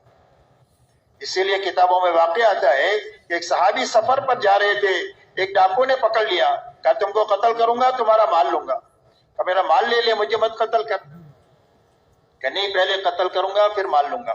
کہا اچھا 2 رکعت نماز پڑھنے دی. 2 رکعت نماز پڑھی، اس کے بعد اللہ سے دعا مانگی، یا ودود یا ذو العرش المجید یا فعال لما یرید اسألک بنورک الذی ملأ ارکان عرشک ان تکفینی عن شر ھذا اللص. اللہ کی صفات بیان کرنے کے بعد یہ کہا کہ اللہ تو مجھے اس چور سے نجات دے دے. تو اس دعا سے فارغ ہوتے ہی دیکھا کہ گھوڑ سوار آ رہا ہے، اور اس نے آ کر کے اس چور کے اوپر نیزے سے مار کر اس کو ختم کیا، اور اس کے بعد ان سے یہ کہا کہ میں 4تھے آسمان کا فرشتہ ہوں. جب اللہ نے تم نے دعا مانگی تو وہاں آسمان کے دروازے بجنے لگے، اور ہم نے اللہ سے کہا اللہ آپ کا ایک کمزور بندے کی مدد کے لیے بھیج دے. اللہ نے ہم کو تمہاری مدد کے لیے بھیج دیا. میرے دوستو، دنیا کے بڑے بڑے نقشوں سے وہ کام نہیں ہو سکتا ہے جو کام 2 رکعت نماز کے ذریعے سے ہو سکتا ہے. ہمیں اپنے اعمال پر یقین جو آئے گا یہ تعلیم کے حلقوں میں بیٹھ کر اللہ کے وعدے اور وعید کے سننے کے راستے سے یہ یقین بنے گا کہ ہماری زندگی مال سے نہیں بنے گی، ہماری زندگی اعمال سے بنے گی. مال کے اندر میں بھی عمل ہوگا تو مال کام آئے گا، نہیں تو مال جو ہے وبال بنے گا. تو اس لیے ہماری نماز پر محنت، روزہ ایسا اچھا رکھا جائے کہ ہمارے اندر میں تقوی پیدا ہو جائے. روزے کی غایت یہی بتلائی گئی کہ روزہ اس لیے فرض کیا گیا ہے تاکہ تمہارے اندر تقوی پیدا ہو جائے. تقوی کے پیدا ہونے کے معنی یہ ہے کہ حرام سے بچنے کی طاقت پیدا ہو جائے، کہ جس طرح حلال سے بچے ہو ہمارے کہنے سے، ایسا ہی زندگی بھر ہم نے جن چیزوں کو حرام کیا ہے اس سے اپنے آپ کو بچانے کی طاقت پیدا ہو جائے. ایسا روزہ رکھ کر کے اپنے اندر یہ تقوی کی صفت پیدا کرے. اس لیے کہ میرے دوستو، تقوی اللہ کے خزانے سے لینے کا بڑا راستہ ہے. فرمایا تقوی کی برکت سے کیا ہوگا؟ فرمایا جو الجھنیں ہوگی اللہ تقوی کی برکت سے ان الجھنوں میں سے نکال دیں گے. اللہ ایسی جگہ سے روزی دیں گے جہاں سے تم کو وہم و گمان بھی نہیں ہوگا، ایسی جگہ سے اللہ روزی دیں گے. اللہ تمہارے کاموں کو آسان کر دیں گے تقوی کی برکت سے. غلطی ہو جائے گی تو اللہ تعالیٰ غلطی کو تقوی کی برکت سے معاف کر دیں گے، اور اگر کوئی نیکی ہو جائے گی تو اللہ نیکی میں وزن پیدا کر دیں گے. قیامت کے دن نیکیوں کو گنا نہیں جائے گا بلکہ قیامت کے دن نیکیوں کا وزن کیا جائے گا، اور نیکی میں وزن تقوی کے بقدر جو ہے وہ پیدا ہوگا. آپ اندازہ لگائیں کہ ایک نیکی میں کتنا وزن ہو سکتا ہے. حضرت عمر بن الخطاب رضی اللہ تعالیٰ عنہ حضرت صدیق اکبر رضی اللہ تعالیٰ عنہ سے فرماتے ہیں کہ اگر آپ اللہ کے نبی کے خلیفہ اگر اپنی ایک دن کی نیکی آپ دے دیں، جس دن میں آپ نے امت کو انتشار سے بچایا ہے اور سنبھالا ہے، اور اگر آپ ہجرت کی ایک رات کی نیکی مجھے دے دیں تو میں اپنے خاندان کی ساری نیکیاں دینے کے لیے تیار ہوں. اللہ کے حضرت عمر کی سے اللہ نے کتنا کام لیا ہے اس کا آپ کو اندازہ ہے کہ 10 سال میں کتنا بڑا کام دنیا میں ہوا. وہی فرما رہے ہیں کہ ایک دن کی اور ایک رات کی نیکی آپ دے دیں تو میں اپنی پوری زندگی کی نیکی آپ کو دینے کے لیے تیار ہوں. اس لیے میرے دوستو، تقوی کی برکت سے اللہ تعالیٰ نیکی میں وزن پیدا کر دے. حضرت عمر رضی اللہ تعالیٰ عنہ سے ایک مرتبہ حضرت عبد الرحمن ابن عوف رضی اللہ تعالیٰ عنہ نے یہ فرمایا کہ امیر المومنین، آپ جتنا بھی بیت المال میں مال آتا ہے آپ سارا ختم کر دیتے ہیں، آئندہ مسلمانوں کی ضرورت کے لیے کچھ رکھتے ہی نہیں ہے. آئندہ کی ضرورت بھی ہم کو پڑے گی، اس کے لیے رکھنا چاہیے. تو حضرت عمر نے فرمایا عبد الرحمن تیری زبان پر شیطان بول رہا ہے، اور یہ فرمایا اللہ نے ہم کو تقوی دیا ہے کہ تقوی کی برکت سے جب کبھی بھی کوئی مسائل ہمارے آئیں گے ہم اپنے اللہ سے تقوی کے راستے سے حل فرما دیں گے۔ اس لیے میرے دوستو روزہ ایسا ہماری زندگیوں میں، امت میں، ہمارے گھرانے میں زندہ ہو جائے کہ جس کے نتیجے میں پوری زندگی ہماری حرام سے پاک ہو جائے، اس لیے کہ حرام سے بچنا یہ سب سے بڑی عبادت گزاری ہے۔ اتق المحارم تکن عابد الناس، فرمایا حرام سے بچ جاؤ تم سب سے بڑے عبادت گزار ہو۔ ایک آدمی 24 گھنٹہ نماز، تسبیح، قرآن نہیں پڑھ سکتا ہے، لیکن حرام سے بچ کر 24 گھنٹہ عبادت گزار رہ سکتا ہے۔ ایسا آسان بنا دیا اللہ نے 24 گھنٹہ عبادت گزار رہنا۔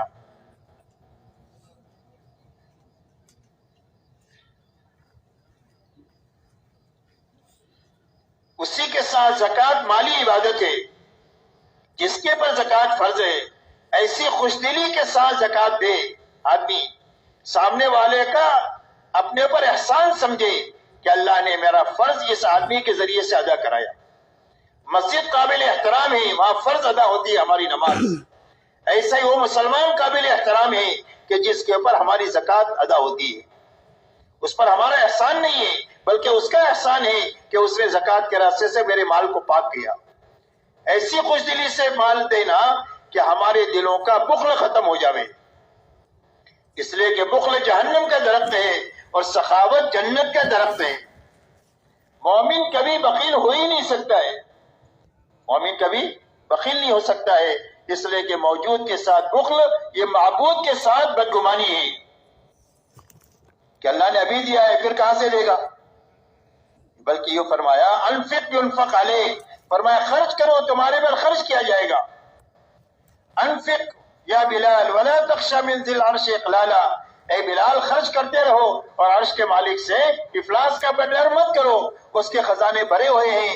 جب تم خرچ کرو گے اللہ کی مخلوق پر تو اللہ تعالیٰ اپنے خزانے سے تم کو دیتے رہیں گے، اور اتنا دیں گے کہ کھاتے کھلاتے تھک جاؤ اور صدیوں تک ختم نہ ہو، اللہ اپنے خزانے سے تم کو اتنا دیں گے صحیح خرچ کی بنیاد پر۔